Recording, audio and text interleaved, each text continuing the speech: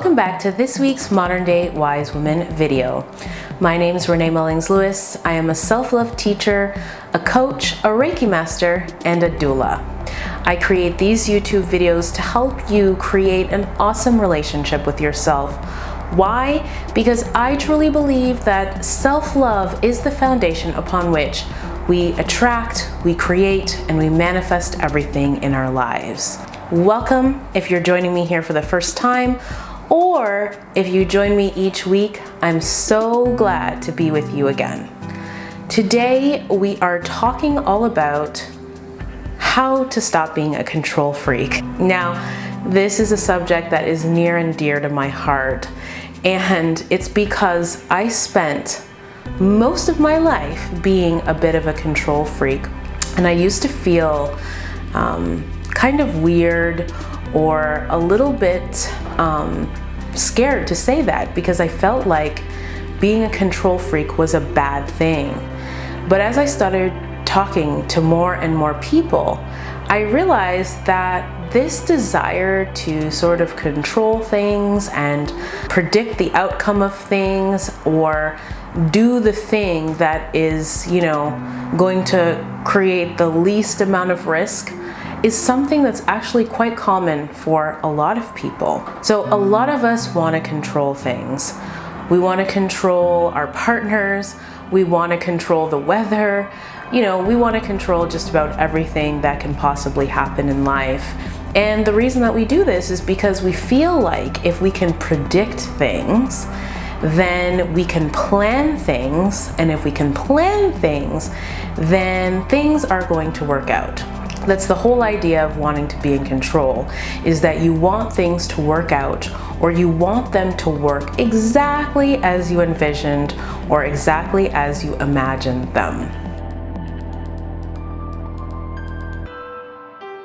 There's nothing wrong with wanting to control things, but where it becomes a bit of a problem is if you're finding difficulty coping when things don't go as planned or as expected, or if you're sort of adapting constantly to try to make things be exactly as you feel safe or comfortable for them to be.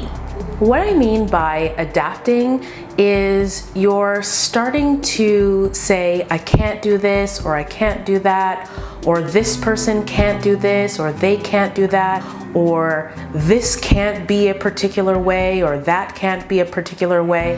When you start saying things like that, you start believing things like that. And before you know it, you're a person that's kind of pigeonholed, or you have a bit of a one-track mind, or you're just very afraid to live. You become very afraid to take chances, very afraid to leap, and very afraid to try new things. And you'll see this a lot. This happens a lot for people when it comes to relationships, or when it comes to career, or when it comes to even things like personal health and fitness. You'll start to notice, for example, that maybe someone's afraid to go to the gym, or afraid to try going to the gym because, they don't know what the people are going to be like. They don't know if the class is going to be difficult.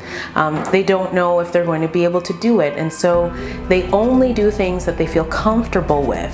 An example, if we're talking about romantic relationships, is, we're always trying to control our partner, tell our partner this is how they should feel, or this is what they should be thinking if they loved us, or if they cared about us. We're constantly trying to manipulate situations.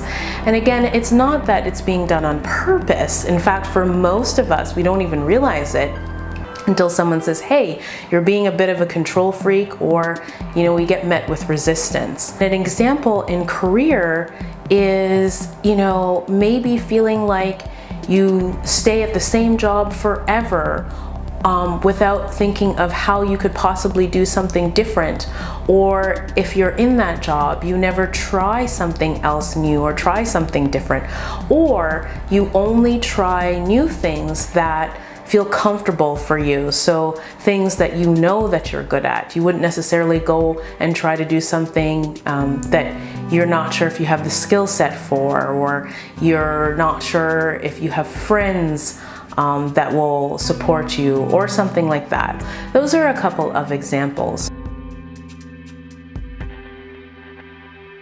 Now, if we were people and all we had to do is live on our own or live by ourselves, then being a control freak wouldn't be such a difficult thing. You could totally live in your own little bubble and in your own little world, and life would just be whatever life is. But the reality is that for most of us, we are social beings, we're social people, we're in relationships, we have friendships, we have business relationships, we have clients. So it really doesn't work to be a control freak. In fact, if you're a control freak, or you know someone who's a control freak, you might notice that they feel angry a lot, or frustrated a lot, or upset a lot, maybe depressed a lot, or disempowered a lot. A control freak doesn't usually feel happy and high on life, and it's because they're spending so much of their time trying to adapt and trying to make things be or fit a particular way. That's just exhausting.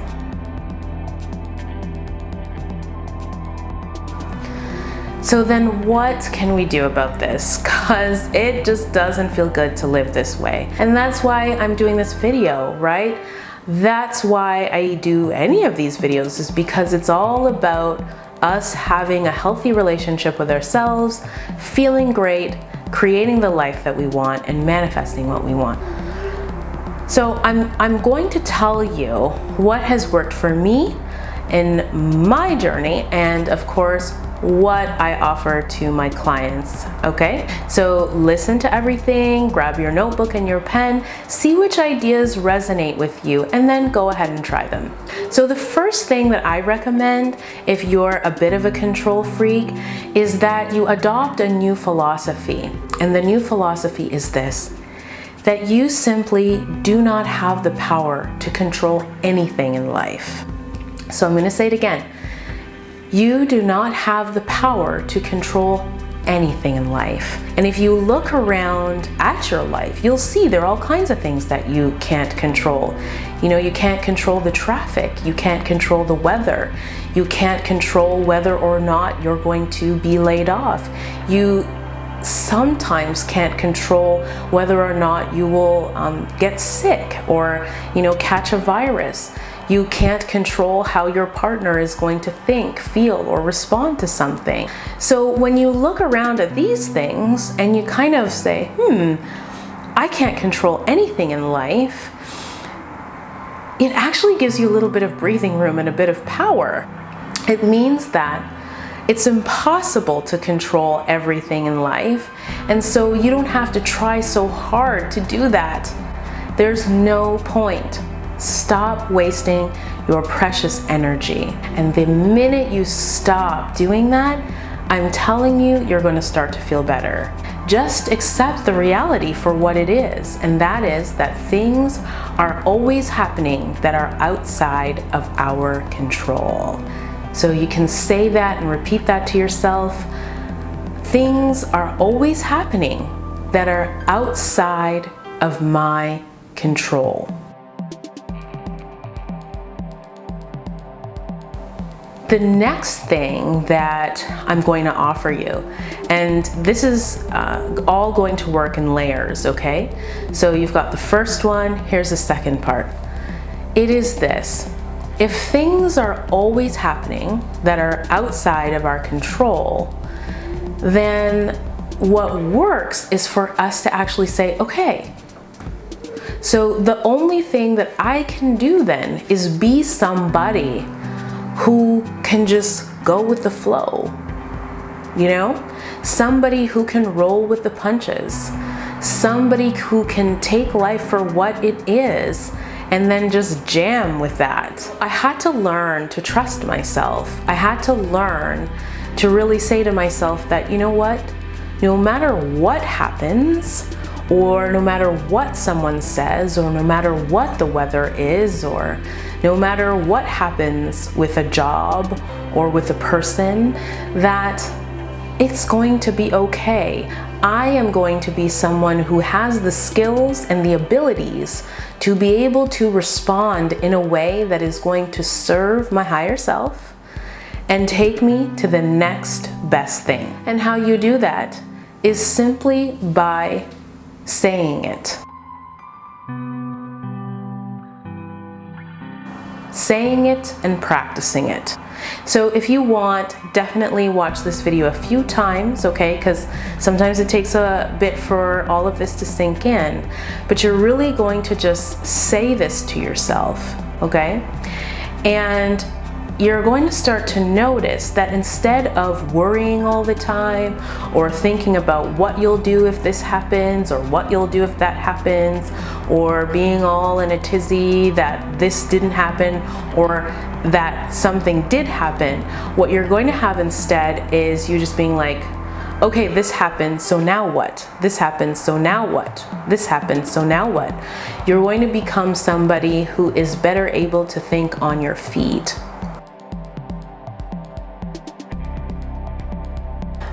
One thing that I want to also add to all of this is part of the reason that the controlling is there, or why it's dominating or being so pervasive in your life, if you're a bit of a control freak, is because it comes down to a lack of self-trust and sometimes just a lack of trust in life. I want to give you something to handle that.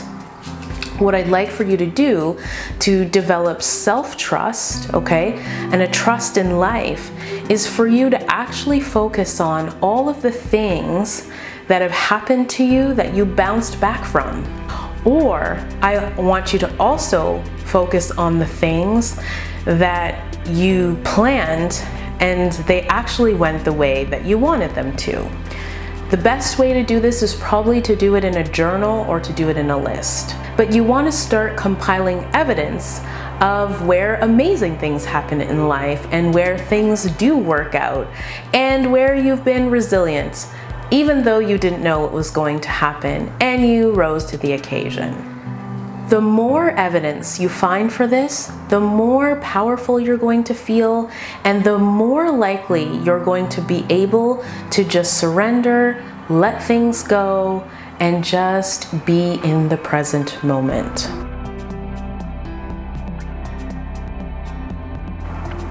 So let's talk about that now. Let's talk about just being in the present moment. When we're not in the present moment, we're in a future moment or a past moment. And often what's driving us being in a future moment or a past moment is pain, if it's the past, or fear, if it's the future.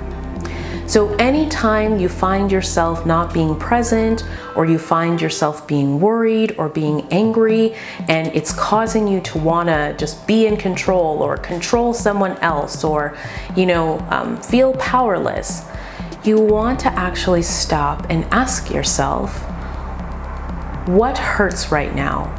What am I really upset about right now? What am I really scared about right now? And you want to diffuse it. And listen, this is not always an easy thing to do on your own, but that's why I always recommend working with a coach, someone like myself, or a counselor or a therapist. And even if you don't have one of those people available, try working with a friend. Working with a friend can sometimes also be very healing and very helpful, but don't do it by yourself. Or if you're going to do it by yourself and it doesn't, feel like it's working, definitely get the support of someone else. Okay, so I've given you a lot to work with here. My recommendation is that you watch the video a couple of times, take some notes, try some of the stuff out, leave me messages below if you have questions or if you need help. I hope that you've really enjoyed this video, and if you have, then you know what I'm gonna ask you to do. Give this video a thumbs up, please, and also share it. Share it with whoever, your friends, your family, your coworkers, anyone that you feel could really benefit from it. I also want to tell you guys, if you're not already following me on Instagram, to come over and do that. My Instagram handle is @ModernDayWiseWoman. It's all one word.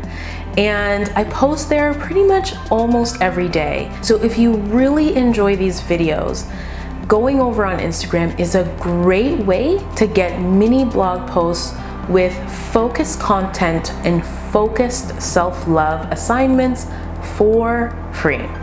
And then, what was the other thing? Oh yes, if you're not already subscribed to this YouTube channel, then please go ahead and do that. Or if you're watching this on your smartphone, you click the little button down below and that will have you be subscribed. Self-Love Masterclass comes out every single Tuesday and things are getting better and better every single week. It has been so great to be with you, and I am gonna go and make myself a smoothie. I'll see you all next week. Mwah.